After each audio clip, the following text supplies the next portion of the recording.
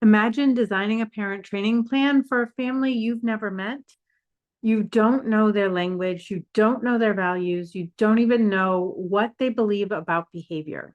Now imagine being absolutely sure that your plan will work anyway, because that's exactly what many of us are doing. We fill out assessments, we draft goals, we show up with strategies we believe are best based on our expert knowledge of behavior. But if those strategies aren't built on a foundation of cultural humility, if they weren't designed with that family in mind, then what we're offering isn't actually support. It's a system that they have to adapt to. And here's the uncomfortable truth about that. The burden of adaptation almost always falls on the family. We make assumptions that because we rely on evidence-based strategies, there's one right way to help the family, and they need to adapt to our way of doing things to succeed. We were never taught to design things differently, to adapt to what the family's beliefs are, until now. In this training, we're not just talking about inclusion, we are designing it step by step with intention. Because when our training reflects the identities, values, and lived experiences of families that we serve, they don't just follow through, they actually feel seen. And that changes how parent training shows up for them. We've all heard it 100 times. Individualized care, meet the family where they are, but you need to build culturally responsive treatment plans. And most of us genuinely want to do that. But how many of us have actually been taught how to do that? There's a gap between what we value and what our system allows. We're expected to individualize every detail while managing a full caseload, running supervision, taking data, billing enough hours to meet the company's expectations, and somehow we're supposed to still make it home before the kids go to bed. I've worked for companies where the answer was to create SOPs, standard operating procedures, for nearly all of the different possible parent concerns. If there are feeding issues, there's this protocol. If there's a toileting issue, here's a checklist for them to follow. If the parent isn't following through, we're supposed to give them a warning. And to be fair, that came out of a good place. They wanted consistency, efficiency, and a way to reduce burnout and keep the quality of care high across all of the different clinics. But here's the problem. You can't systematize connection. You can't standardize trust. There's no pre-written plan, no matter how well designed, that's going to resonate with a parent unless they actually feel seen, unless the plan reflects their goals, their values, and their reality. So even when we're checking all of the different boxes, we're writing good goals, we're holding sessions regularly, we're delivering BST, something still feels off. And deep down, we know that. We know we're rushing when we should be listening. We know we're tweaking old plans instead of building new ones from scratch. And that's not because we're lazy or we don't want to deliver something that's genuinely individualized. It's because we're so overloaded, we can't keep up. But if we want lasting change, not just parent compliance during session, but to really help them build ownership that carries over into the home, then we have to rethink how we're doing this. And it starts with a different kind of framework. I didn't learn all of this from a textbook, although I've done a lot of research on the topic. I learned a lot of this from being in people's living rooms, on their front porches, or in parks and kitchens and schools, working directly with families who trusted me to help them. And I'll be honest, there were times I didn't get it right.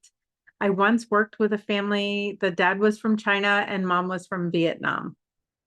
Their son had severe behavior, including SIB and aggression. He also, at one point, escaped from their apartment by climbing off the balcony onto the AC unit for the apartment below and got out into the parking lot. He was non-speaking, and from the moment I started, the dad always asked me one thing over and over again. When will he talk? When will you teach him to talk? They weren't resistant. They weren't disengaged necessarily. They were just desperate. They were desperate for answers, for relief from their stress, and for hope. But we weren't speaking the same language, even when our words matched. It wasn't a language barrier that was the biggest problem. His mother came to every parent session, but no matter how many strategies I taught, the tension never eased. She kept searching for a cause. Maybe it was when he fell down the stairs, or maybe when I was pregnant and his cousin kicked me. Maybe that's why he has autism. Maybe it's because we moved here. Maybe that's why he has autism, because people in Vietnam don't have autism. That's actually something that she said to me. And one day she looked at me and said something that I'm never going to forget. She said, "When will he go live with someone that he likes?" She thought his meltdowns meant he didn't love her. She thought he cried because she failed him. And suddenly all of the resistance to interventions that might make him upset made perfect sense. They weren't trying to avoid behavior plans. They were trying to hold on to their relationship with their son. I thought the barrier was language at first, but the real barrier was culture, and I was the problem. I hadn't done the work to understand their worldview. I was trying to teach before I took time to see. And this wasn't an isolated case. There was another mother that I worked with. She was a strong Black woman raising an 8-year-old son with a ton of energy. The RBT that was working with him was trained in compassionate care, and she would gently redirect him as he climbed across the kitchen counters. But the mom stepped in and she was really firm with him and very direct. She would just tell him, "Get down." And he would get down immediately. Later, she looked at me and she said, "She knows we're Black, right?" It wasn't sarcasm necessarily. It was a reminder. Behavior isn't just about function, it's about the context. And authority looks different in different homes.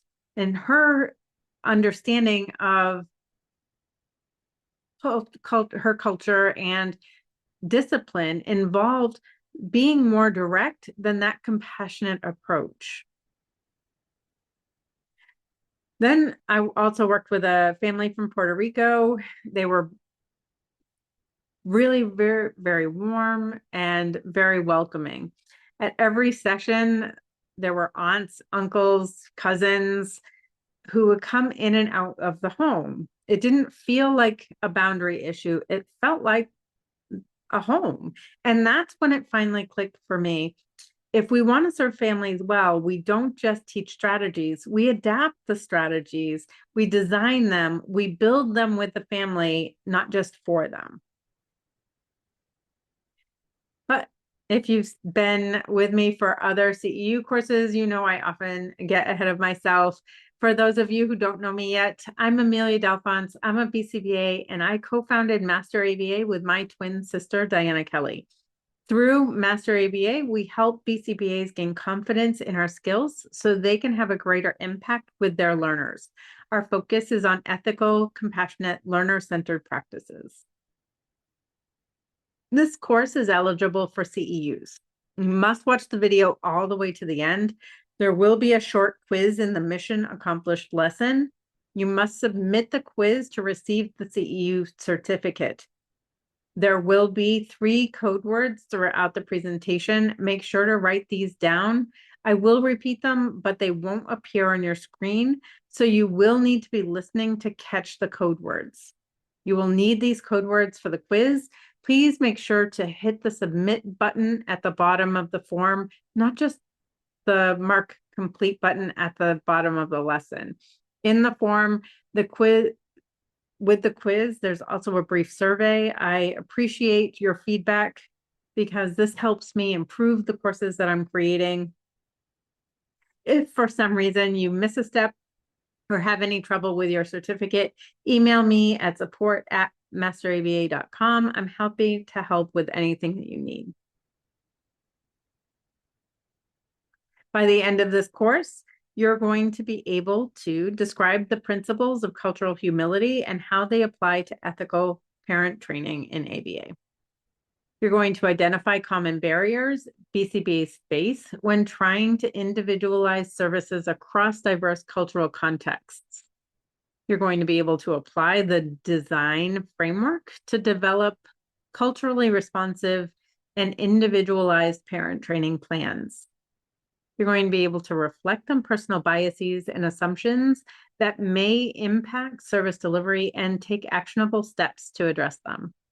And you're going to be able to demonstrate strategies for building trust, shared understanding, and collaborative partnerships with caregivers from a variety of different backgrounds.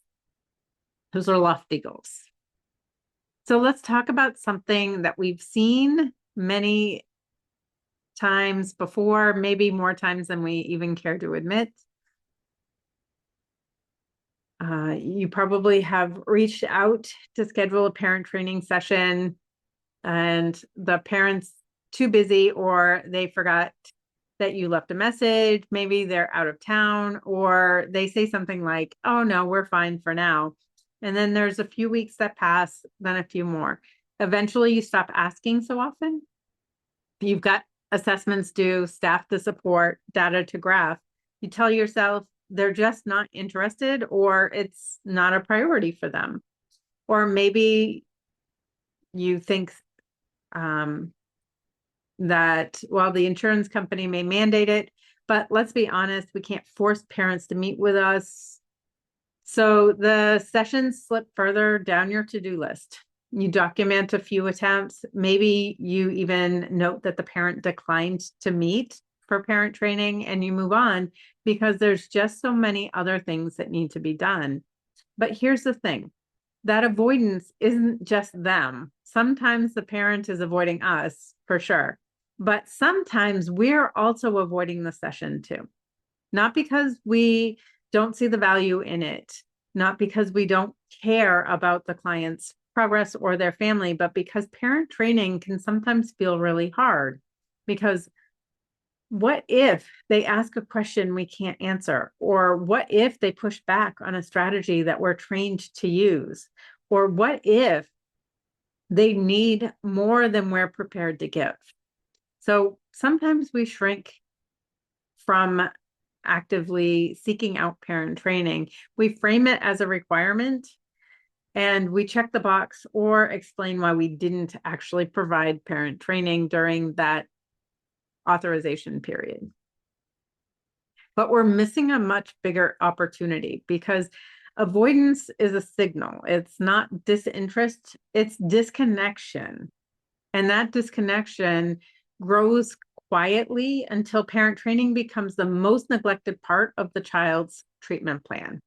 And when that happens, we're not just losing the parent's buy-in, we're also losing the very foundation of sustainable progress. So if you've been avoiding parent sessions or struggling to get them scheduled, or if you're telling yourself that some families just aren't coachable, you're not failing, but you are invited to do things differently. Before we move on, I'm going to give you the first code word, and that first code word is avoid. So make sure to write this down. Again, that first code word is avoid. If you're like most BCBAs, you weren't specifically trained to adapt the science to the needs of diverse cultures. You probably didn't have a class in cultural humility. You likely didn't get modeled examples of effective values-driven parent coaching. And I bet no one taught you how to navigate conversations that feel awkward or emotionally charged. Like what to say when a parent blames themselves for their child's autism, or when a dad shuts down every time his child cries. You've been set up to deliver training, but not to build relationships with people whose worldviews drastically differ from your own. And even if you want to individualize your approach, How are you supposed to do that when your entire job is built around billable hours, treatment fidelity, and standardized procedures?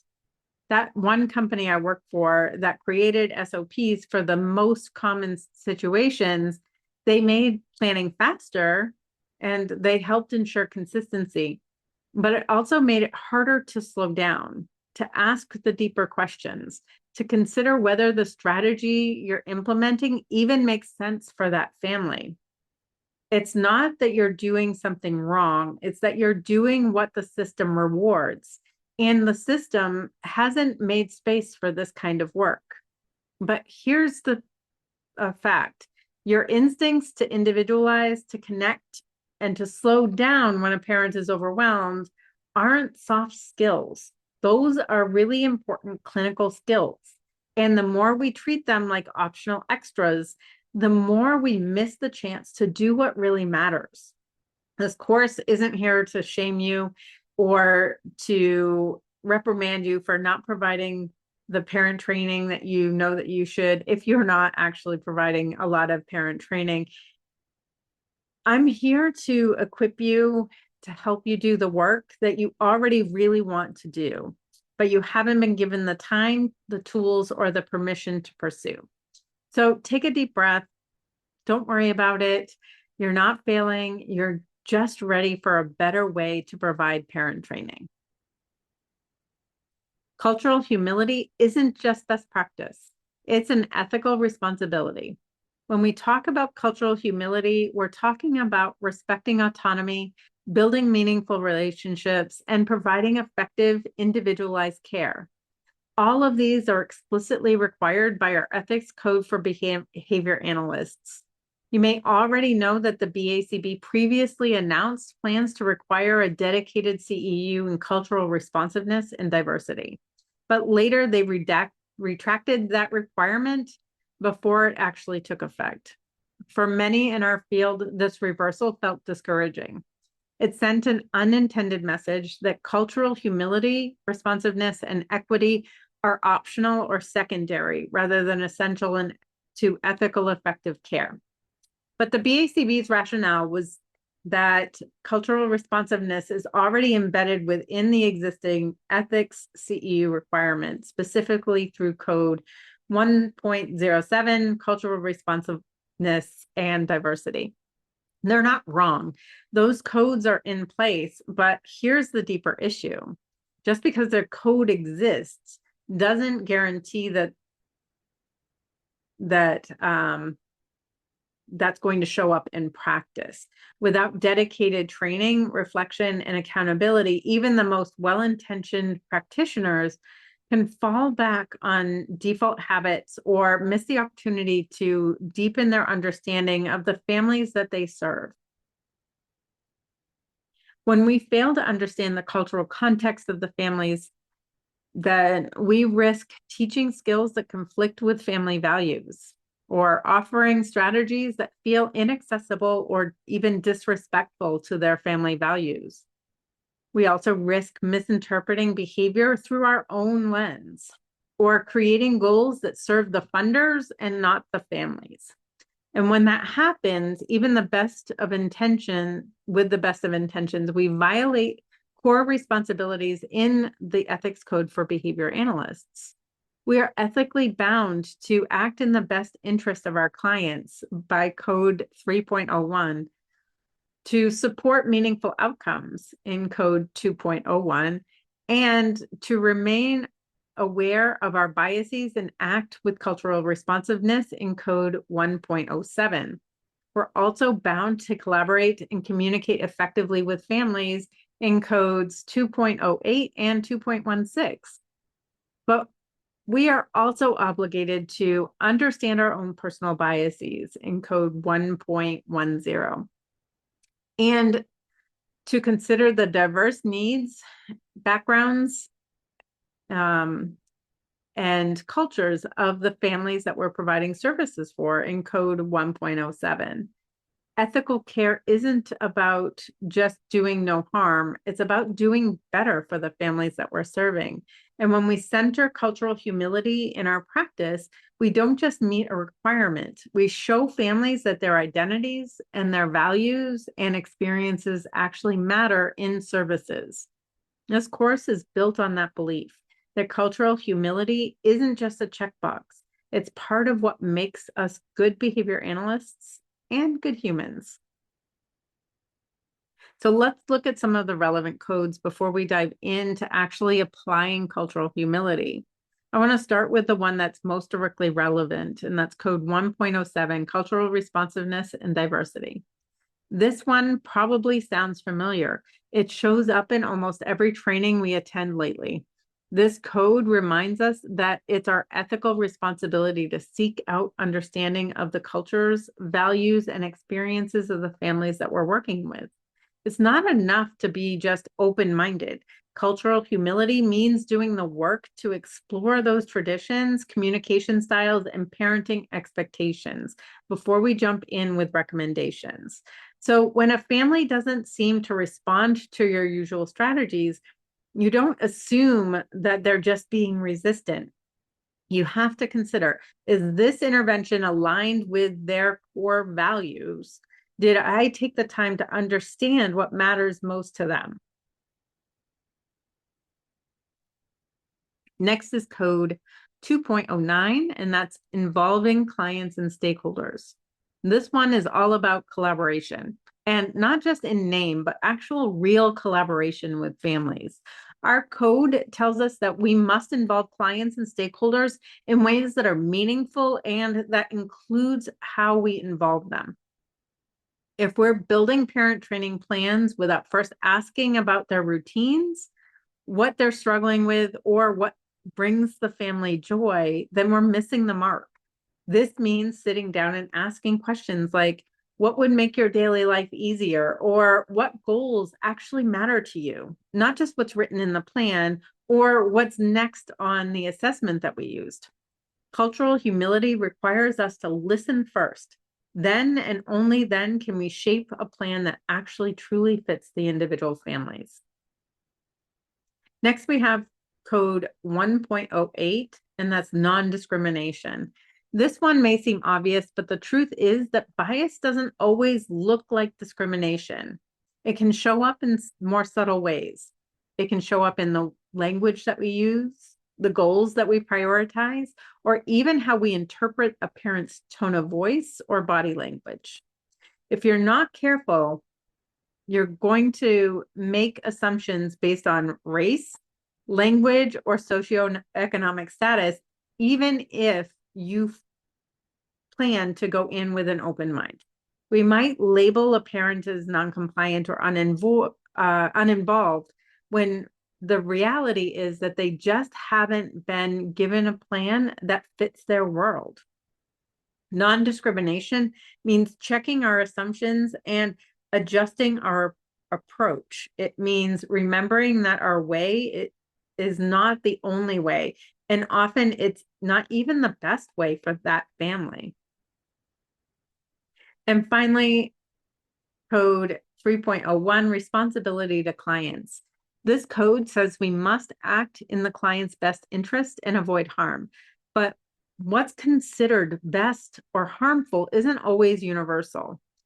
Take this example. A behavior analyst begins working with a family who immigrated from West Africa. The child is non-speaking and engages in frequent self-injury.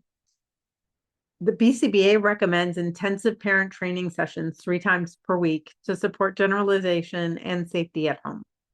But the family is deeply involved in their local religious community. Twice a week, they host prayer gatherings at their home that are central to their family life. These evenings are sacred, and rescheduling them isn't an option. If the BCBA insists on scheduling sessions during those times, believing that this is what's best for the client's progress, they may unintentionally cause harm to that family. The family begins to feel disrespected, they might cancel sessions, and their trust in the process starts to erode. From the BCBA's perspective, they're protecting the child, but without understanding the family's world, their well-intentioned plan becomes a barrier and not a solution. This is where cultural humility actually plays a huge role. It allows us to collaborate and not dictate to the families, to honor the family's context while still providing support. And that's what truly acting in the client's best interest looks like. If you're watching this, I'm going to guess this isn't the first time you've heard the term cultural humility. It's in a lot of the trainings these days. It's in ethical discussions. It's in supervision checklists and conference keynotes. But knowing the term and implementing the strategies are two very different things. So let's stop for a moment and be honest about what's getting in the way. There are lots of barriers to implementing truly culturally humble services. And that first barrier that I want to talk about is that you might have the strategies, but maybe they didn't land with a particular family. Maybe you changed your language. Maybe you asked more questions during intake. Maybe you tried acknowledging a parent's perspective, but still you felt the wall between you and the family, a disconnect. The parent might nod, but not follow through with your recommendations. There might be a sense that something's missing and you're not sure what. The second barrier is time. It's always time. Your caseload is full, your notes are due, and the parent training session is often the first thing to get shortened, rescheduled, or skipped altogether. You might want to go deeper, but you also want to get home before 9 p.m. The third barrier is the fear of getting it wrong. Cultural humility sounds important, and it really is, but it also sounds a little bit risky if you're not familiar with the different cultures that you're encountering. What if you offend someone? What if you overstep? What if you try to connect and it makes things worse? Sometimes it feels easier to stay in your lane, stick to the treatment plan, and avoid the hard conversations. The fourth and final barrier I want to talk about today is that the system says individualize, but it actually rewards sameness. You're told to create client-centered plans, but then you're handed a bank of pre-written goals. You're told to collaborate with families, but the intake paperwork is already filled out with behavior reduction targets that they didn't help choose. You want to meet families where they are, but the system keeps pulling you back to where it's convenient. So these barriers are all real. And if you've ever felt frustrated, discouraged, or unsure, then you're not alone. The goal of this course isn't to tell you to try harder. It's to give you the tools that actually work in the real world with your real constraints, your real caseload, and your real families. So let's talk about what that might look like. Before we dive into the design framework, I want to stop for a second. Because if we're going to build something that's meaningful, we need to get crystal clear on what we're building and why. You've probably heard the phrase cultural humility before. Sometimes they refer to it as cultural competency, but there's been a shift towards the term cultural humility. It gets a lot of attention. But here's the thing, cultural humility isn't actually a competency. It's not a skill that you master once and check off. It's a mindset, an ongoing commitment to show up with curiosity, openness, and respect. The term was first introduced by Turbilon and Murray Garcia in 1998 as an alternative to the idea of cultural competence. They argued that no one can be competent in someone else's lived experience. Instead of assuming expertise, we're invited to ask questions, to reflect on our own experience, how our own experiences shape our perspective. and to recognize power imbalances and actively work to correct them. In the context of ABA parent training, that's not just a nice idea. It's really, really critical. Research supports this. Studies in healthcare, education, and behavioral services consistently show that cultural humility improves engagement, satisfaction, and actual outcomes. Mosher et al. 2017 found that providers who practiced cultural humility had stronger therapeutic alliances with families, and those families were more likely to follow through with interventions. Hook et al. 2013 found that cultural humility was significantly associated with increased therapeutic alliance and more positive therapy outcomes. Clients who perceived their providers as culturally humble reported feeling more understood, respected, and engaged in the process, suggesting that cultural humility may be more impactful than cultural competence alone. And Wright 2019 emphasized that cultural humility requires ongoing self-evaluation and self-critique by fostering an openness to learn from families and acknowledge the limits of our own cultural understanding. BCBAs can build stronger, more respectful relationships that lead to better outcomes. In short, cultural humility doesn't just feel good, it actually works to improve client outcomes. And with this in mind, there is a workbook. If you're taking this for CEUs, you'll have access to the workbook that includes a lot of the self-reflection activities that we're going to cover. It might feel a little bit awkward at first because we're so focused on things that appear more concrete, and self-reflection sometimes feels a little bit soft, but there is a workbook to help guide you in that. When researchers talk about cultural humility, they're not just suggesting that we respect differences. They describe it as a multidimensional, ongoing process, and it shows up across disciplines with three consistent components. The first is a lifelong commitment to self-evaluation and self-critique. You're going to hear these terms a lot in this training. Hervalon and Murray Garcia, 1998, who introduced the term, emphasized that cultural humility is not a goal to be achieved, but a process to be maintained. It requires us to continuously examine our own background and how that, plus our training and assumptions, affect how we show up with clients, families, and in the community. This aligns directly with what we ask of families in parent training: to reflect, adjust, and grow. We need to model that ourselves. Second is recognizing and redressing power imbalances. This is another common theme. Hook et al. 2013 and Wright 2019 highlight that culturally humble practitioners are aware of the power that they hold, not just professionally, but structurally.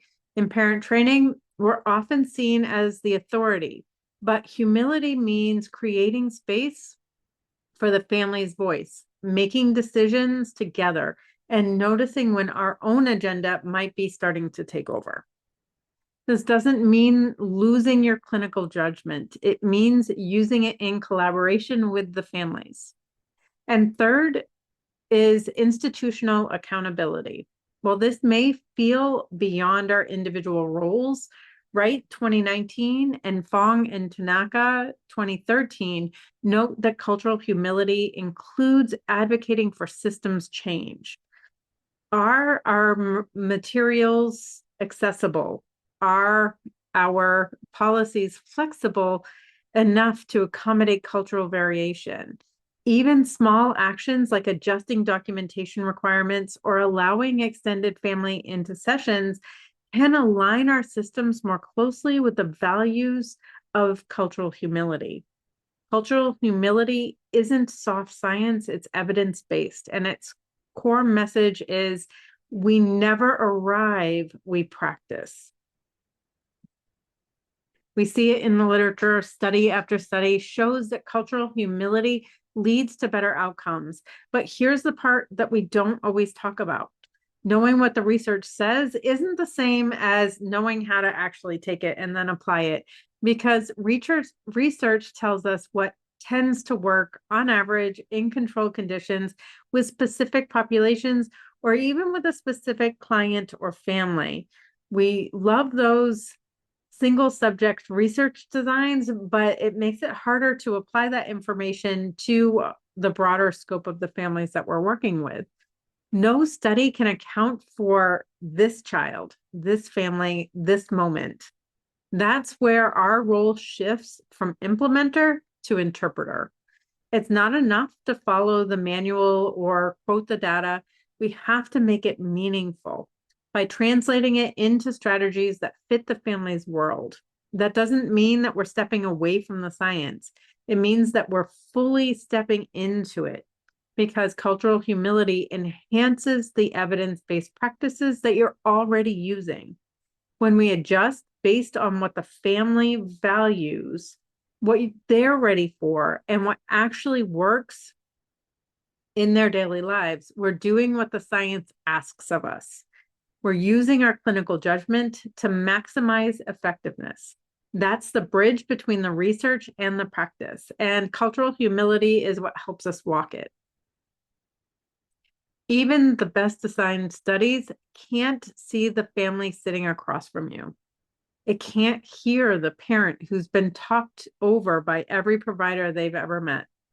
It can't feel the tension when a parent thinks you're there to evaluate their parenting instead of support it. It can't tell you why a parent doesn't speak up, only that engagement seems low. This is where cultural humility becomes essential. It's not just as a value, but as a tool for ethical practice.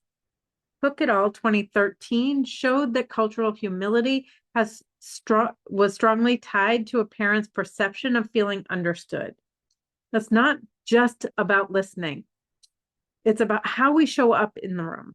If we want parents to engage honestly, take risks, and try new strategies, they have to feel safe enough to do so when they're with us. Cultural humility helps us shift the dynamic from the top-down instruction to shared understanding, and from expert-led to family-informed. If cultural humility is an ongoing process, how do we know we're doing it? The research doesn't leave us guessing. Studies like those by Hook et al. 2013 and Mosher et al. 2017 offer real insight into what culturally humble behavior looks like from the family's perspective. Across studies, families consistently describe culturally humble providers using phrases like, "They really listened to me. They didn't pretend to have all the answers. They asked before assuming. They made me feel like an expert on my own child." So how do we translate that into practice? Let's talk about some key behaviors of culturally humble practitioners based on the research. You're going to see some of these coming up repeatedly in the rest of the presentation. And first is asking questions with genuine curiosity. Instead of saying, "This is what we usually do," culturally humble practitioners ask, what makes sense for your family? What works for you or has worked for you in the past? Then they check in about how things feel, not just whether or not they worked. Rather than relying solely on data, they ask questions. How did that feel for you to implement? Was there anything uncomfortable about that? And they let the parent co-lead the process. This doesn't mean giving up clinical judgment. It means pausing to ask, is this goal something that's important to you? Do you see this strategy helping your child? And they own their mistakes without defensiveness. When something didn't land well, they don't double down or explain it away. They say something like, "Thank you for letting me know. Let's figure out a better fit." Culturally humble becomes visible in how we speak, how we listen, and how we adjust. It's not about being perfect. It's about being open. And in the context of parent training, that openness builds trust, which ultimately makes our interventions more effective and more sustainable. And when we bring all of this into parent training, the impact is deeply personal because we're not just teaching skills, we're entering families' homes, their routines, their hopes and their fears. And if we bring a one-size-fits-all model, if we deliver strategies without building connection, even our best teaching falls flat. But when we approach with humility, when we recognize that the parent is the expert of their own child, when we take the time to listen and learn from them, that's when real partnership begins. That's when we stop delivering services and we start building something stronger together. And that's exactly what the design framework is here to help you do. So the design framework isn't another checklist. It's not a buzzword. It's definitely not just a new way of repackaging cultural awareness. I like to use a framework to make things a little bit easier to implement outside of the training. So it's something I've come up with on my own to help you remember the different steps to implement a culturally responsive practice in your parent training. The design framework is a practical, flexible process to help you build ethical, culturally responsive parent training step by step. It's not designed to give you more work to do or to add more to your plate, but to help you do what you're already doing in a better way. So let's talk about what design actually stands for. The D is discover the family's world. E stands for examine your own lens. S is to seek shared priorities. I is immerse in cultural context. G is to generate aligned strategies. And N is to normalize the journey. Each of these steps builds on the last one, and none of them require perfection. What they do require is intention. And that's what we're going to do together. So let's start with the first step. We're going to dive into discover the family's world. We often begin parent training with a checklist. What skills do they need? What goals align with the treatment plan? What behaviors can we help reduce in the home? But when we approach families from our clinical perspective alone, we risk something that's really important. We offer solutions that feel irrelevant, or even worse, strategies that reflect our own values more than theirs. Cultural humility shifts the starting point. Instead of assuming expertise, we begin with curiosity. We acknowledge that while we may be experts in behavior, they are experts in their own child, their home, their culture, and the context within which this child is living every day. So discovering the family's world means stepping into their lived experience without assumptions, without judgment, and without the pressure to fix the family. It's not just about asking more questions.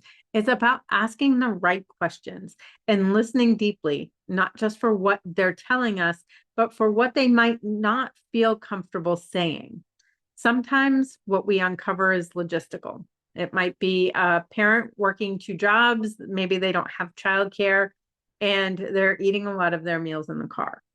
Sometimes it's more emotional. That guilt, fear, exhaustion, or a quiet belief that they're failing no matter how hard they try. But often it's cultural. Beliefs about autism, parenting, or discipline that don't match the assumptions baked into our interventions. But those assumptions are invisible unless we pause to look for them. So let me give you an example. I once worked with a family from Ukraine. The mother was raising her daughter on her own, and the grandmother came from overseas to stay with them for long stretches until her visa ran out and she had to leave. And then she'd wait a few months and she'd be able to return. One day in session, they mentioned that they were having some bedtime challenges. Their 12-year-old daughter wasn't falling asleep until well after midnight, and she was still sleeping in bed with her grandmother. So immediately I jumped into problem solving mode. I started offering transition protocols to get her into her own bed, and I thought I was helping, but that wasn't the actual concern that this family had.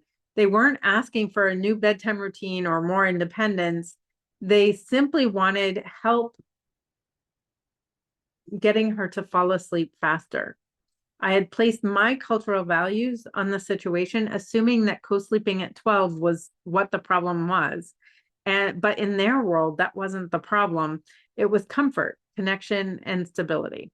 That moment taught me something that I'll never forget. When we skip this step or breeze through it, we end up solving problems that don't actually exist for the family, and families feel misunderstood. Cultural humility reminds us that this isn't about fixing families, it's about understanding them at their core. What are they trying to change? What do they care most about? And how can we build from that together? The step is about asking the right questions and knowing what to do with the answers. Here's how to implement this step with families. First, shift your mindset before the session even starts. So remind yourself, my goal isn't to find problems, it's to understand their world. Let go of assumptions about what should matter based on your training or your culture. Then use strategic open-ended questions. Try these conversation openers. Walk me through a typical day. What's the best part? What's the hardest part? That's a really great way to start. You could also say something like, what's something you'd love to do with your child that feels out of reach right now? Or you could say, what routines feel smooth? What feels most stressful? Or you could say, if things felt easier in 6 months, what would be different? Next, pay attention to what's beneath the words. Look for emotion, such as frustration, guilt, hope, or fear. Watch for themes. Do they prioritize harmony, independence, academics, or safety? If you're familiar with ACT and the ACT matrix, this might feel familiar to you. I often use the ACT matrix to help uncover what's really important to the family. Then ask yourself, where might I be making assumptions? Are you interpreting their values through your own cultural lens? Is there a difference between what you think is urgent and what they think is important? Then write down what matters to them. Don't just document barriers or deficits. Make a list of things like their hopes. For example, he'll be able to go to grandma's without a meltdown. That is a great hope. Or write down their values, such as we want him to be happy, even if that means that we're going slow. And write down their priorities, such as sleep is more urgent than communication right now. Finally, let this discovery guide your next move. Choose one starting point that's meaningful to the family. Use what you've learned to build trust and momentum, not just cooperation from the parents. Once we've taken the time to discover the family's world, it's time to take an honest look at something that's just as important, and that's our own. Because no matter how compassionate or competent we are, we never enter a session as a blank slate. We carry a lens. That lens is shaped by our education, our lived experiences, our culture, and the professional norms we've been trained to uphold. Cultural humility begins by recognizing that our lens isn't neutral. It doesn't make us bad practitioners, but if we treat our perspective as the default or the correct one, we risk misinterpreting what's happening in front of us. Sometimes our lens helps us notice patterns, offer support, and build plans that make a difference, but sometimes it actually gets in the way. It causes us to misread a parent's hesitancy as resistance. It leads us to push goals that don't actually align with what the family values. It tempts us to correct parent styles that feel unfamiliar without pausing to consider whether they're actually harmful or just different. I am a big practitioner of compassionate care, but when I'm working with a family who values more strict discipline style parenting, then we have a little bit of work to do. And the hardest part is that we often don't even realize that we have this perspective because our lens feels normal to us. It feels objective. It feels like best practice. But cultural humility reminds us there is no one size fits all lens. And if we want to serve families well, we need to get just as curious about our assumptions as we are about theirs. So let me be clear. I don't want you to feel guilty because you have this perspective, but I do want you to pause and become more self-aware about how that perspective might be showing up with families. It's not about noticing the quiet voice. It's about noticing the quiet voice that says, this parent just isn't following through, and responding with curiosity instead of criticism. As we often have those thoughts, oh, this parent just isn't doing blank. And so then that's a sign that we need to stop and think about our perspective and how we're seeing that family's behavior.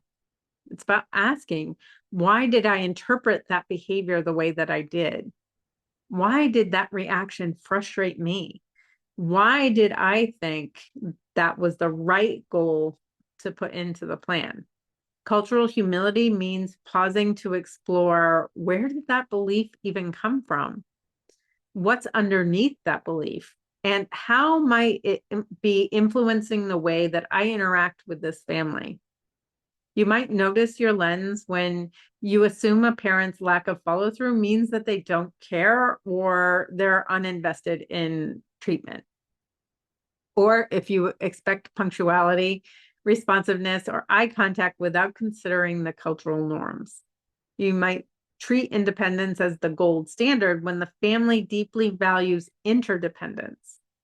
You see extended family involvement as a barrier instead of recognizing it as their core support system. Cultural humility is not about ignoring your instincts. It's about slowing down long enough to question them. Because when we stop assuming that our worldview is the correct worldview, we're better able to serve the families that we're working with. This step might feel a little different than what you're used to. As behavior analysts, we're trained to focus on what we can observe, measure, and define. So when we talk about self-reflection or examining our own internal experiences, it can feel a little bit less clinical, maybe even uncomfortably soft. But here's the truth. Your private events, your thoughts, beliefs, past experiences don't just live in your head. They show up in your behavior, in the way that you deliver feedback, and in the goals you write, as well as in the energy that you bring to the room. This step is about slowing down long enough to notice that impact. You're not diagnosing yourself. You're not labeling every feeling. You're simply practicing self-awareness so you can choose how you show up more intentionally. And if you're familiar with ACT, you already have a tool for this, and that's the ACT matrix. You can use it to practice self-reflection just like you might use it with a client. Start by asking, what are my personal values and beliefs? What difficult thoughts, judgments, or emotional reactions show up for me during parent training or when working with this family? Then what behaviors do I engage in when I'm trying to avoid the difficult stuff that comes up during parent training? Do I rush the session, default to a canned recommendation, or avoid scheduling with certain parents? And what actions move me closer to being the kind of BCBA that I want to be during parent training? When we name what's happening internally, we create the freedom to act differently externally. You don't have to do this perfectly, but making space for this kind of reflection, even if you do it really briefly, can change everything about the tone, direction, and effectiveness of your parent training. And awareness precedes change. You can also use this tool for the step D, because this can help you understand the family's values as well. I'm going to walk you through a quick example. If I wanted to spend some time reflecting before meeting a new family, this is an example of some of the things that I might find in my beliefs around parent training. So I start in the bottom right quadrant. This quadrant helps us look at the private events, the thoughts, feelings, and memories that identifies who and what really matter to us. So keeping in mind that we are thinking about parent training, this might include things like a desire to see client progress, the hope that reducing parent stress will improve the quality of life for the family, and knowing that the parent is happy with the services they are receiving from me. These private events matter, and they're my why I show up for parent training, why I'm so passionate about it. In culturally responsive practice, this is where our values live: a commitment to equity, a belief in the dignity of every family, and a deep respect for the lived experiences of the caregiver. When we connect with these thoughts and feelings, we start seeing challenges as opportunities to live out our ethics in real time. These events align closely with one of the core values the BACB included in the ethics codes for behavior analysts, which reminds us to treat people with compassion, dignity, and respect. The bottom left quadrant helps us look at the private events. Again, those thoughts, feelings, and memories that are difficult or don't feel good.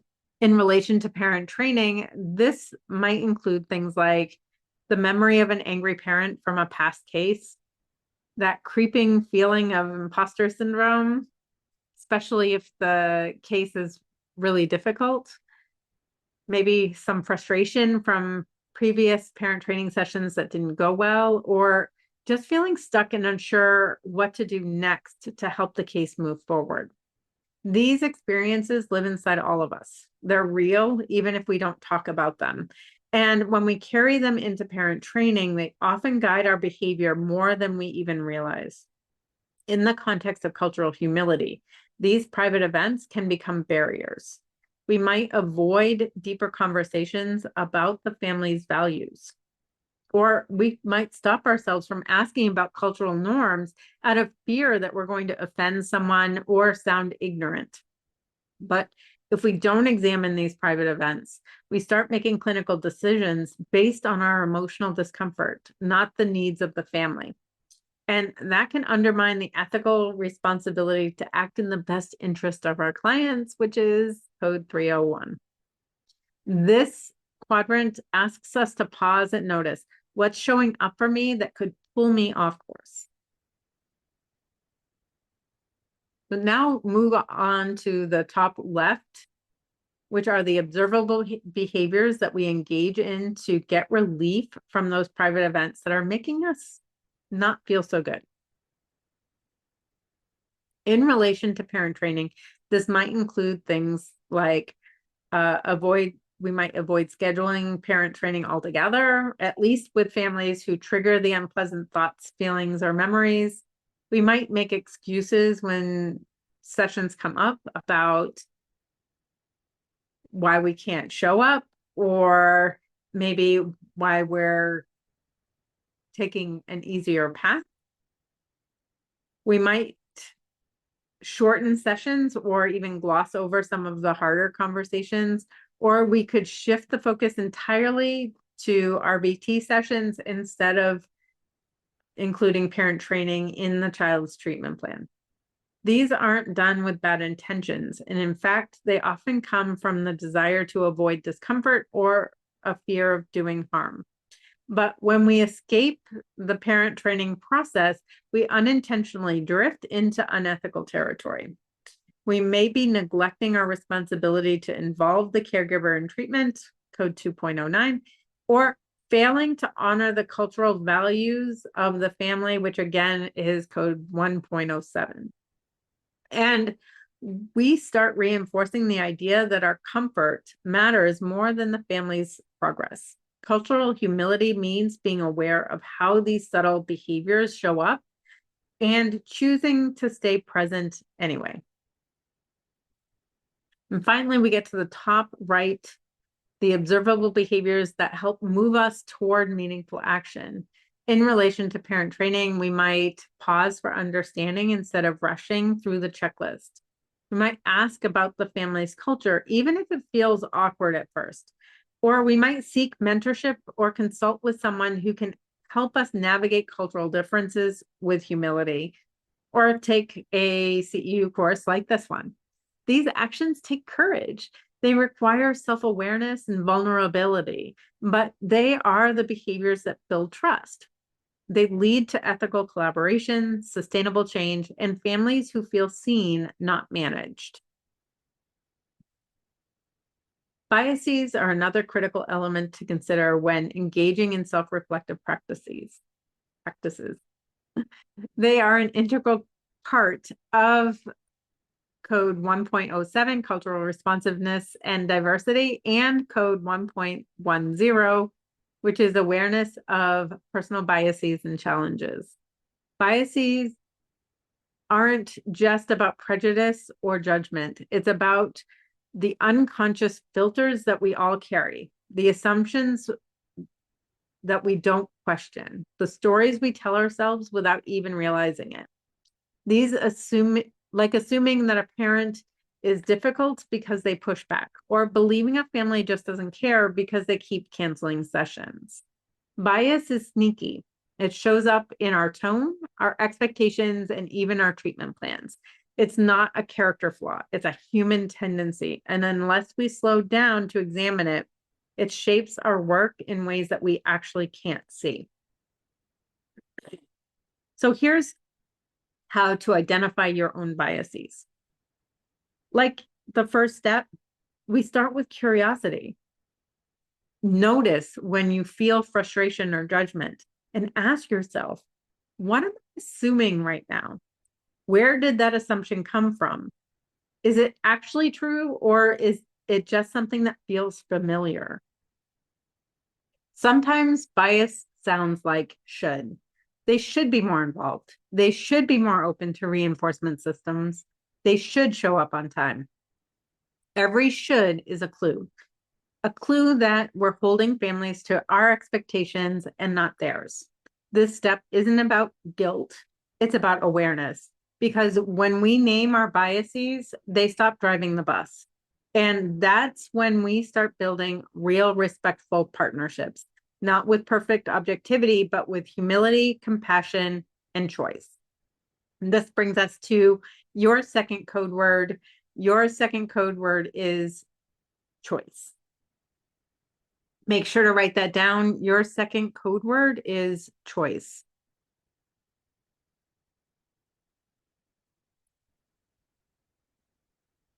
Bias isn't one thing. It's a pattern of shortcuts our brains take, often without our permission.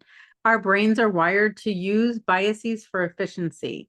We process so much information every second of every day that without these shortcuts, we would constantly be overwhelmed with minute decisions and bogged down with processing the vast amount of stimulation that we take in. But when it comes to parent training, this can create a big rift between you and the parents. When we slow down and look clearly, we can see some patterns emerge. So here are a few types of bias that can affect our work in parent training. The first is cultural bias. This is when we assume our way of thinking, parenting, or communicating is normal, and everything else is different, confusing, or less effective. This can be subtle. It might show up in thoughts like, that's just not how things are usually done, or they don't seem to value structure or routines. Another form of bias that might show up in parent training is confirmation bias. We look for evidence that supports what we already believe, and we overlook what challenges those beliefs.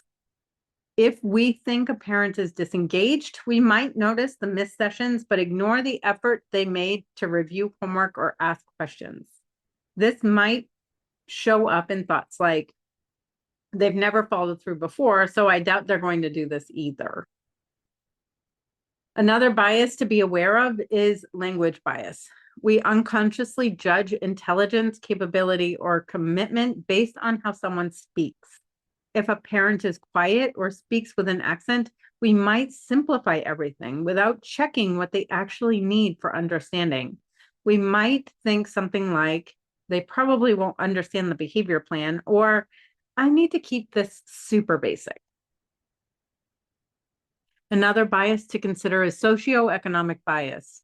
This shows up when we assume certain resources are always available, or that a parent doesn't care because they can't prioritize therapy in the same way that other people do. It might show up as thoughts like, they're just not making this a priority, or I don't think they take this seriously. One more bias to be aware of in relation to parent training is behavioral bias. And this one's a little bit trickier. We assume that because a parent isn't implementing something the way we would, they must not be trying. But behavior always has a context. This one might show up in thoughts like, well, I've modeled it twice, they should be able to do it by now, or they must not think this is very important. Here are a few ways to start noticing your own blind spots. Start listening for the shoulds. Every time you think they should, pause and ask yourself, should according to whom? Notice your emotional reactions, your frustration, impatience, or judgment. Those are often signs of a deeper assumption at work. And check your patterns. Are there certain families you click with more easily, others that you struggle to connect with? And that's not always about a difference in personalities. Sometimes that's your bias showing up. Ask for feedback. Supervision, peer consultation, and even parent feedback can shine a light on what you can't see with your own eyes. Return to the ACT matrix. What values are guiding your work? What discomfort are you avoiding? This exercise is about awareness and adjustment over and over again, because every time we interrupt a bias in parent training, we create more space for trust, more space for real connection, and more space for ethical, affirming care. Cultural humility also means acknowledging the power dynamic that exists, whether we intend it or not. As BCBAs, we often walk into families' homes with assessments, goals, and treatment plans in hand. We're introduced as the expert. And from a parent's perspective, that can feel very intimidating or even disempowering. So we need to pause and ask, how might this family experience my role as the expert? What am I unintentionally communicating about whose voice matters most? And how can I shift the dynamic from instruction to collaboration? So here's one simple shift that can make a big difference in how parents perceive you. Instead of saying something like, here's what we're going to work on, try saying something more like, let's figure this one out together. Small changes can make a big impact. Collaboration is critical to improving the balance of power. And if we want long-term partnership, we have to acknowledge and actively manage the power that we hold. So we've taken time to understand the family's world. We've looked at the lens we bring into their world. And now it's time to bring both perspectives together. This is where a lot of us get stuck. S is for seek shared priorities. And this isn't about asking, what do you want to work on? It's about discovering what truly matters to both of you and finding where your priorities align. Because even with the best intentions, it's easy to miss each other. A parent might say, I just want him to talk. And you might think, we need to target joint attention first. But unless you connect those dots, no one's making meaningful progress. This is the part where cultural humility becomes visible, where it stops being a mindset and becomes a method. You're not discarding your clinical judgment, you're anchoring it to the family values. You're using your expertise in service of their hopes, not in replace of them. So let's look at an example. A parent might say, I just want to be able to take my child to the grocery store without a meltdown. And you immediately think, great, we'll work on tolerance for denied requests. But if you don't stop to ask questions like, what happens when you go to the store? Or what would success look like? Or what do you imagine it could feel like?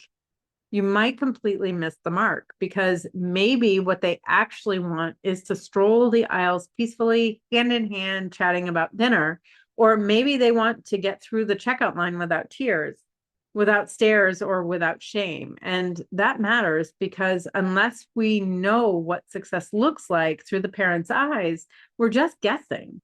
And no one builds trust by guessing. That's what this step is about. Not just setting goals, but building a shared purpose. That's how you get buy-in without having to fight for it. And that's how collaboration begins, not just compliance. And yes, sometimes parents will come in with vague goals, and other times they're going to come in with goals that feel totally out of scope or out of reach. But that's not a dead end. That's just a starting point, because when you listen closely, you can usually find the thread that ties their priorities to yours. And that thread is what makes the plan stick. So the first step is to start with open-ended questions. When I'm first trying to understand a family's priorities, I don't start with goals. I start with what their real life looks like. I ask questions like, what part of your day feels most stressful? Or if things could be easier in one area, what would you want to focus on? Or what's something you wish your child could do that would make life feel just a little bit lighter? Sometimes I use my magic wand question, and I'll ask, if I had a magic wand and could change one thing about your life with your child, what would make the biggest impact? These aren't clinical questions necessarily, they're human questions. And they create space for families to talk about what actually matters to them, what's weighing on them, what they hope for, what they might not have felt safe enough to say out loud yet. And you'd be surprised how often I hear silence after I ask one of these questions. And that might not be because they don't know the answer, but because no one's actually asked them in that way before. Sometimes they don't even know what's possible. Sometimes what they share has nothing to do with behavior. It might be a comment about exhaustion or loneliness or even guilt. And you know what? That's useful information too, because behavior doesn't exist in a vacuum. When we know what's hard and what's hopeful, we can build supports that actually fit. So we don't start with forms or treatment goals. We start with curiosity. We let the family lead. Then the next step is to clarify a shared purpose. Once I've listened deeply to the family about what's hard, what matters, and what they're hoping for, we need to get aligned. This isn't just about hearing their goals. It's about finding the overlap between what they want and what I can ethically provide and what the funder will actually support. Sometimes that's easy. A parent might say something like, I just want my child to communicate their needs. And I think, great, me too. But other times it's a little bit trickier. A family might say, we want you to teach him to read, or I want you to teach her to speak. And while those are valid goals, they might not fall squarely within what ABA, especially insurance-funded ABA, is designed to do. So in this step, I work to find the connection.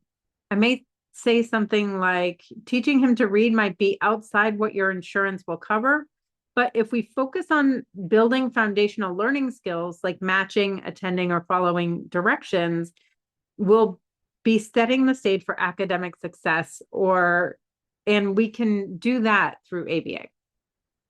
Or I might say, I can't necessarily make her speak, but we can teach her to communicate. She can learn to ask for the things that she wants, share her thoughts, and even have meaningful conversations. This step is all about creating a shared purpose, a goal that we both believe in and one that we're both willing to work toward. Because when parents feel like they're just checking boxes for billing, then they check out. But when they see that their hopes and our expertise can meet in the middle, that's when real collaboration takes place. So the third step is to co-create a goal that's meaningful and manageable. Once we've found our shared purpose, it's time to turn that into a meaningful goal, not just any goal, but one that actually feels achievable. So let's say that the parent shared something like, I want to be able to take my child to church without stress. Well, that's powerful, but it's also a big leap, especially if the child struggles with sitting still, staying quiet, or coping with unpredictable environments. So I might say something like, let's figure out one small step we can take toward that bigger picture. Maybe that looks like practicing short seated activities at home. Maybe it's working on tolerating background noise with headphones, or teaching a simple way to request a break when things feel overwhelming. Whatever the step is, I make sure the parent knows why we're doing it. I tie it to the bigger goal that is meaningful to the parent. Because when a parent says they want to go to church or the grocery store or a family gathering, they're not just asking for behavior change. They're looking for a connection, for inclusion in their community, and for the chance to live their life more fully. So when I write a goal, I don't just put it in technical terms. I connect it back to what they actually care about. Because a goal that's grounded in the parent's why is a goal they're far more likely to follow through on. And it's not just our goal anymore, it's theirs too. So the fourth and final step is to leave space to revisit. Once we've agreed on a direction, I always add one more thing, and it might be the most important part of the conversation. I say something like, we're allowed to change our minds. If this stops feeling helpful, we can come back to it, because priorities aren't permanent. Life shifts, stressors change.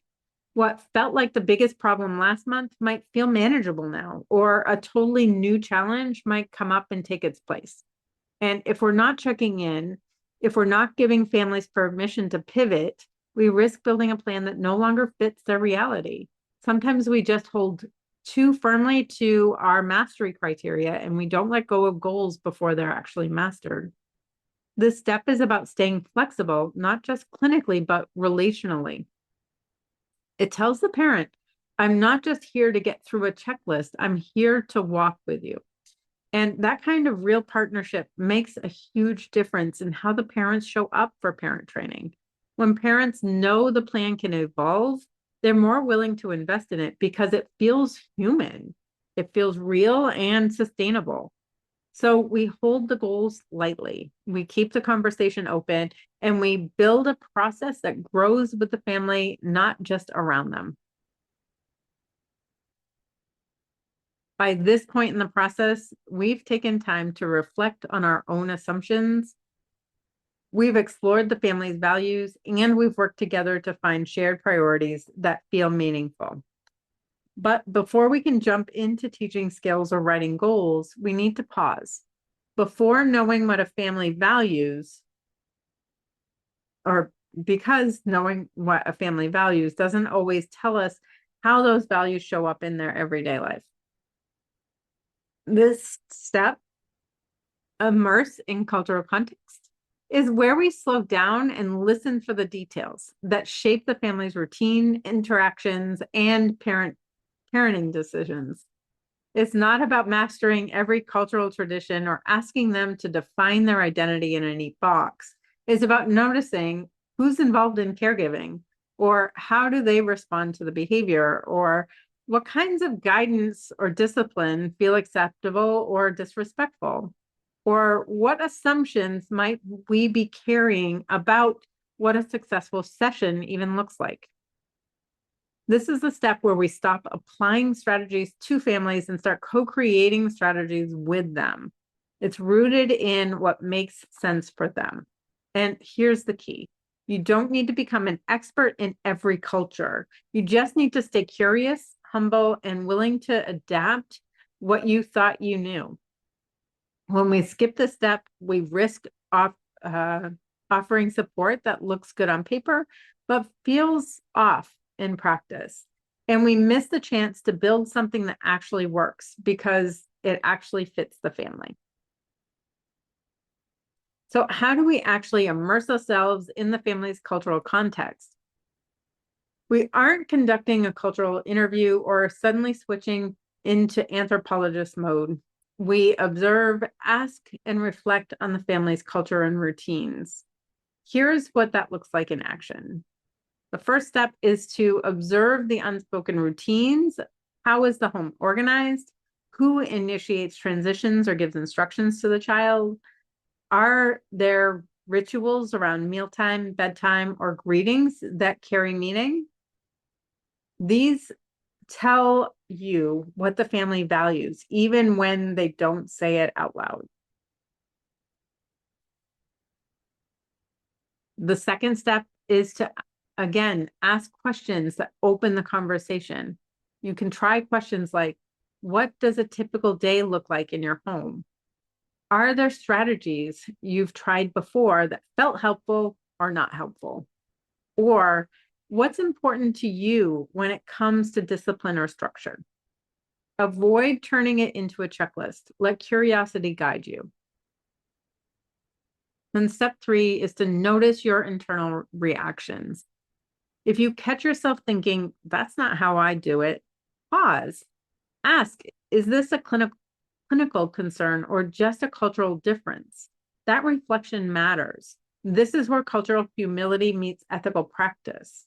I often come across this in my belief that we don't target stereotypes, but when I'm working with families from other cultures who believe that children should behave in a very specific way, or that their value as a family depends on how their child behaves when they're in public, that can be a little bit tricky. So it's really important to identify how their values impact your responses and your reactions. And step 4 is to gather input from all relevant caregivers. Is there an aunt who plays a key role? Is there a grandparent who's offering some guidance or support? The more voices you hear, the better your support will fit the whole system, not just the parent who attends the training. And then step 5 is to apply what you're learning to clinical decisions. This isn't just interesting information. It's essential context for how you teach, prompting, reinforcement, data collection, even how you give feedback to the parents. It impacts the goals you set for the client and the teaching strategies that you choose. A strategy that ignores cultural norms won't just fall flat, it could fracture the family's trust in you as a provider. So now we've immersed ourselves in the family's cultural context and we've built that into the treatment plan. It's time to take what we've learned and start building that plan together. So that's what G is all about. It's generate aligned strategies. This is where we bring our cultural expertise into alignment with the family's lived reality. It's where we turn shared goals into practical strategies, custom fit to the family's values, routines, and capacity. We're not just asking, what skill do you want to teach, but how do we teach it in a way that feels doable, respectful, and effective for this particular family? So too often we default to protocols that we've used in the past. We might say things like, we're going to reinforce compliance with high preference items. Hopefully we're not doing that too often, but some families just are looking for their child to be more cooperative. Or we might suggest that we're going to use graduated exposure to reduce resistance to different sensory experiences. Maybe we say we're going to take data on skill acquisition over 3 sessions per week. And while those tools and strategies might be evidence-based, we're not necessarily family-based. When a strategy clashes with the family's culture or daily rhythm, it's not going to stick. At best, it's going to be ignored, or at worst, it could feel disrespectful or damaging to the family. So this step challenges us to slow down and ask, what does reinforcement look like in this house? Who's actually available to implement this plan that we're trying to implement? Will this goal create more stress or more stability for the family? And how do we define success together? Because culturally responsive ABA doesn't mean watering down the strategies that we're taught about the science. It means designing them intentionally so they honor the family's values and strengthen the relationship. That's how we create change that's not just ethical, but also sustainable. So how do we actually generate those strategies that are both clinically sound and culturally aligned? It starts with a mindset shift. We're not just adapting what we teach, we're adapting how, when, and why we teach it. So the plan works for this family, not just in the literature. Here's how we make that happen. So the first step is to start with what's already working. Ask the parents, what are some things that you found helpful in the past? When things are going well, what's different? These moments are gold. They give you culturally compatible building blocks that you can use in developing your plan. And then step 2 is to anchor each strategy in shared values. Don't just say we're going to work on transitions. Say, you told me your mornings feel rushed and stressful. Let's build a strategy that helps both you and your child start the day with less tension. When strategies are tied to the family's why, they're far more likely to be used consistently. And step 3 is to adjust the format, not just the content. For example, if a family values privacy, data collection might happen discreetly, not on a visible clipboard or on a cell phone. If extended family plays a central role, involve them in modeling or reinforcement.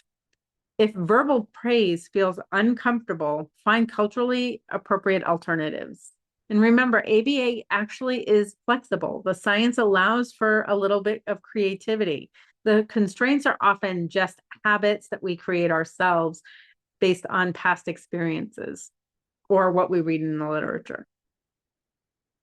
Step 4 is to check for feasibility before you commit. Ask them, on a tough day, would this still feel doable?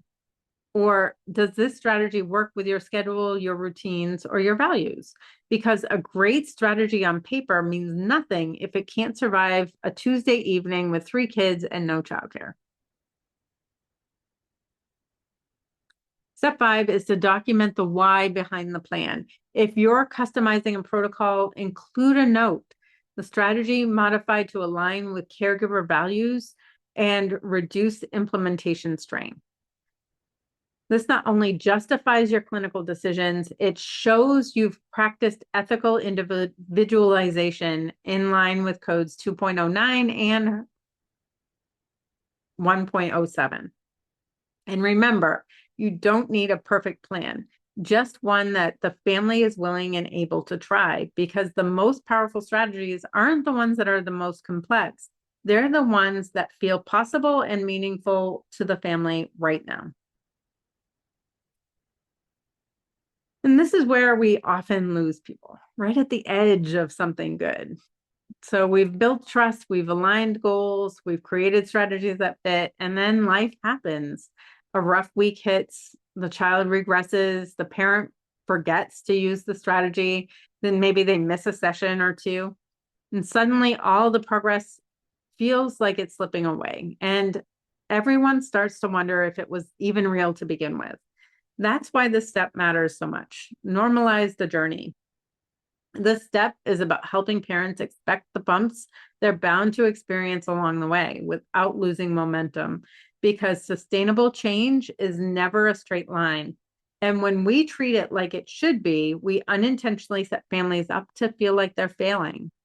So I say something like, some days we feel like, some days will feel like big wins, and others might feel like you're going backwards. That doesn't mean it's not working. It just means your child is learning, and so are you.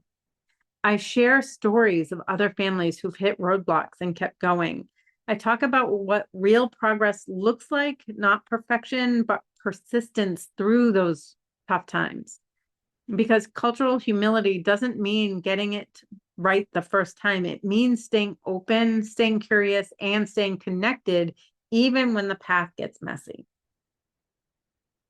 So when I talk to parents about progress, I don't sugarcoat it and I don't overpromise. Instead, I set the tone early. I let them know this isn't about doing everything right every time. It's about showing up and trying again. If we're too focused on treatment fidelity, then parents are going to feel like they're not able to manage the strategies we're recommending. So here's what that looks like in practice. I might say things like, in ABA, we expect old behaviors to pop back up. It doesn't mean the strategy isn't working. We just need to take another look at the context. Or we can always make some adjustments. That's part of the plan, not a deviation from it. And I build space for these check-ins right into our sessions. During session, I might ask, what's been harder than expected this week? Or is anything starting to feel like too much? Or even, what's something that's worked better than you thought it would? It's one of my favorite questions. Then I'd listen without jumping in to fix it, because sometimes the most powerful thing we can do is reassure parents that struggle is not a sign of failure. It's a sign they're in the process.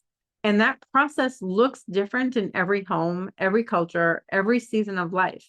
And when we normalize that, we give parents permission to just keep going, even when it's messy, even when the progress feels slow, or even when it doesn't look like what they imagined it to look like, because that's how long-term change is actually built.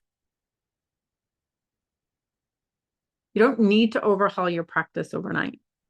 You don't need to memorize every cultural nuance or get everything right from day one, but you do need to start showing up differently.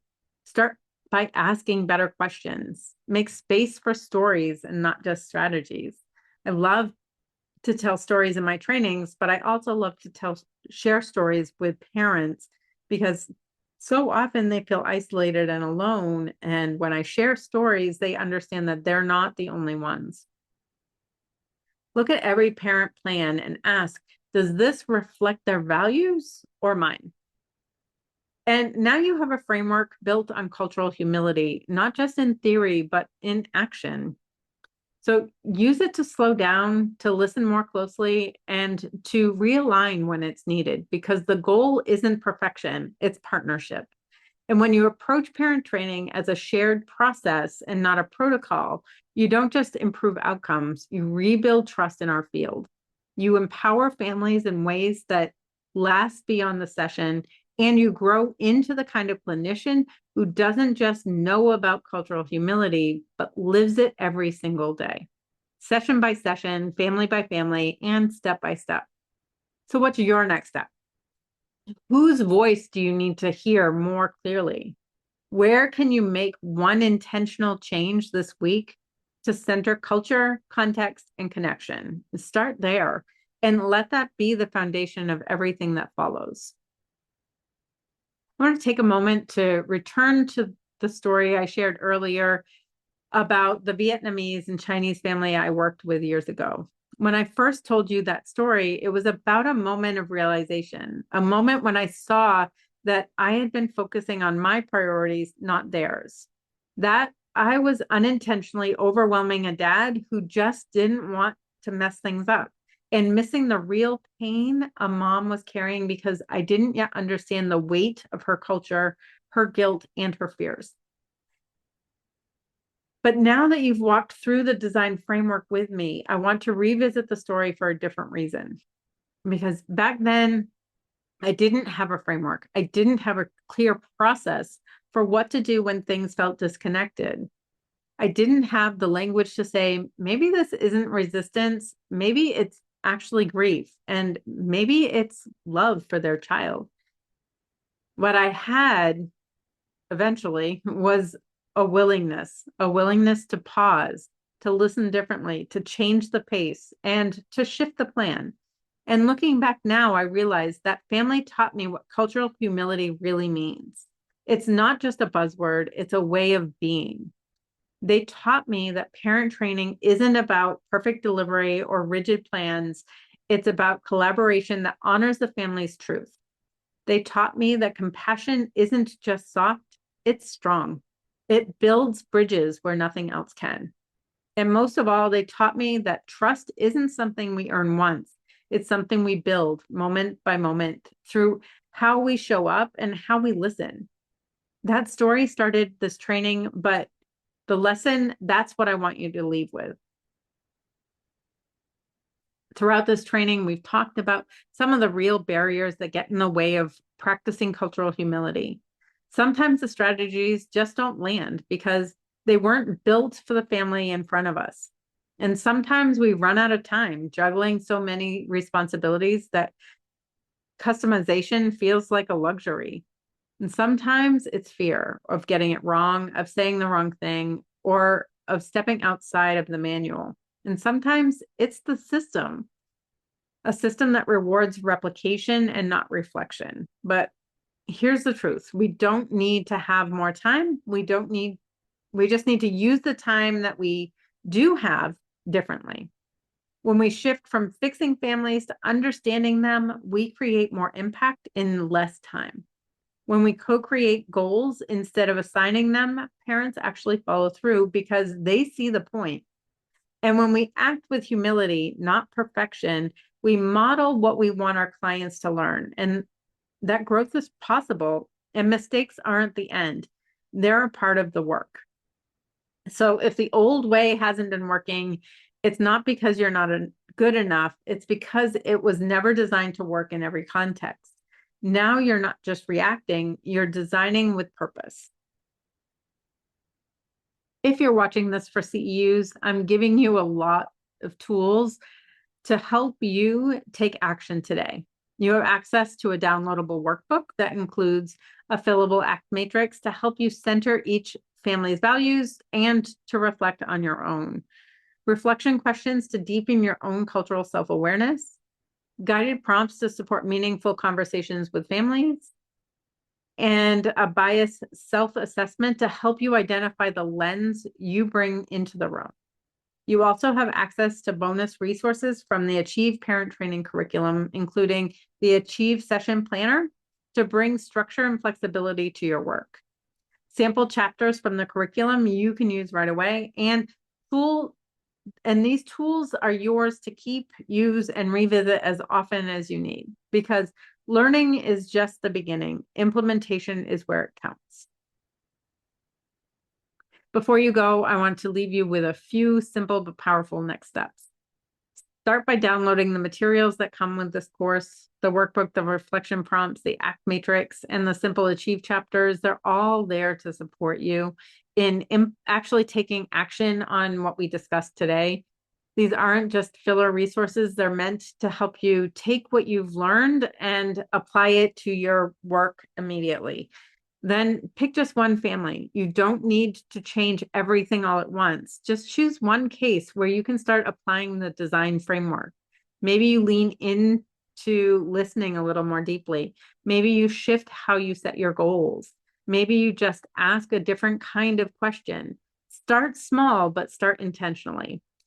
And while you're at it, take a moment to reflect on your own lens. The self-assessment is there to guide you, not to criticize you or your beliefs or your biases.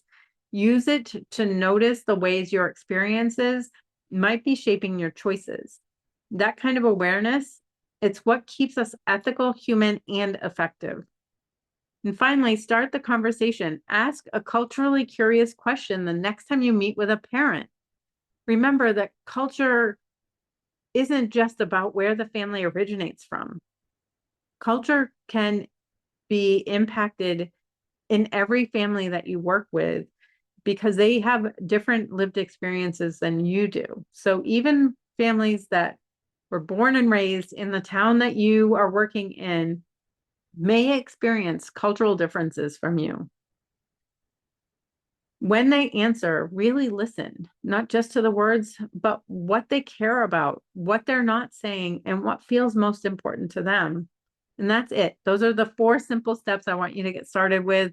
You don't have to do it all at once. You don't need to start with your most challenging family. But if you take one thoughtful action today, you're already making your practice more inclusive by design. So make sure to download the slides as well so that you have a reminder of what this framework entails. Before we leave, I want you to have your last code word, and your last code word is design. And that wraps it up for today. I hope you walk away with the tools you need to incorporate cultural humility into your parent training so you can truly meet each family where they're at. If you're watching this for CEUs, you will need to complete the quiz for this course in the Mission Accomplished lesson. You're also going to be able to enter your BCBA number into that form. Remember to submit the form, not just mark the lesson complete. There's a brief survey in the Mission Accomplished lesson. Please take a minute to complete it and let me know what you thought of this course. It does help me improve the courses that I'm offering, and it's really developed my presentation style. I do appreciate both the positive and constructive criticisms. Make sure to email us with any questions at support@masteraba.com. Thank you for joining me today, and I will see you in the comments.